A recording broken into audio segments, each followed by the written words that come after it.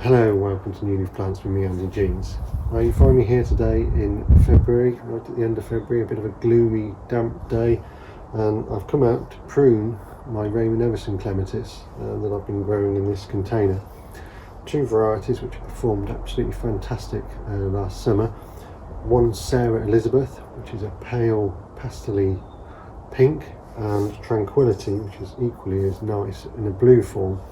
Really pale dusky blue, really nice, and they work really well together. And what I want to do today is actually get these ready for this season, and now is the best time to prune these back. So what I want to do now is make sure that I'm going to get a good plant for this year. So what I'm going to do is I'm going to actually take it apart and try and get as much as I can off the obelisk I've got here. So I'm going to take the obelisk away. Notice that I use on my obelisks and on growing at fences and walls, we use these split rings. They're really good because they can just clip over and just fold over, and they'll hold and they're loose, so they allow the plant to move and grow and expand. I think they're the best thing for actually securing your plant to your obelisk.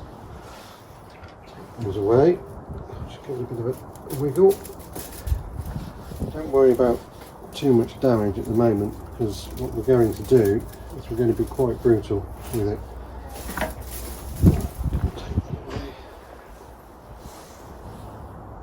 Now with the obelisk off, you can see we've got some quite a lot of growth, and there's two distinct plants growing here all tangled together. And what we're going to do is actually going to prune these back to 6 inches or 15 centimetres right the way back down, because that's what that will do, is it will produce more growth from the base. And with an obelisk or a shorter plant, if we pruned it here, for example, just to tidy it back, you'd get a lot of the growth come here, and you'd end up with a barer plant at the base. So what we're going to do is prune back very hard to encourage new fresh growth from the bottom, which will fill up and bud and flower all the way up through the obelisk. So what I'm going to do is I'm actually quite brutal with this, and just take it back to about here. It's the rough cut, and then anything that's dead or not looking particularly good, you can just pull those bits out and just give it a good clear up. The other thing I'll do is, if you've got any weeds in the pot growing, occasionally I have, just take those out as well. What you want to do is find a good strong pair of buds like here, and just cut away the stem back to just above the buds.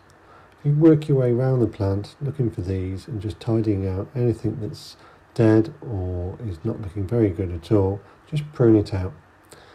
This will tidy and open the plant up in readiness for the growing season. Once you've finished that, if you pick around the plant and just take any dead stems or any leaves or anything that's around the bottom, this will just tidy up the pot.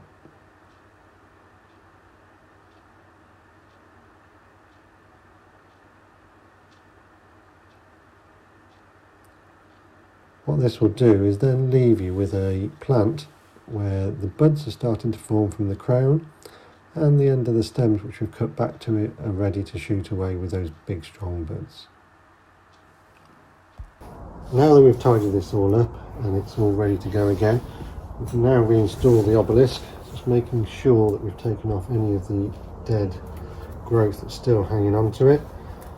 And what we do is we put that into the centre and place the obelisk over the top, and then just push it down firmly until it's stable in there. And what we'll do is we will allow this, once it shoots away from those buds, to start filling the structure. Anything that comes out, the tuck in, or we use those split rings to actually hold them onto the obelisk itself, then train it up through. So all we need is we leave it to go. As the weather becomes a little bit warmer, they'll shoot away and grow away, and hopefully we'll end up with a plant as good as last year.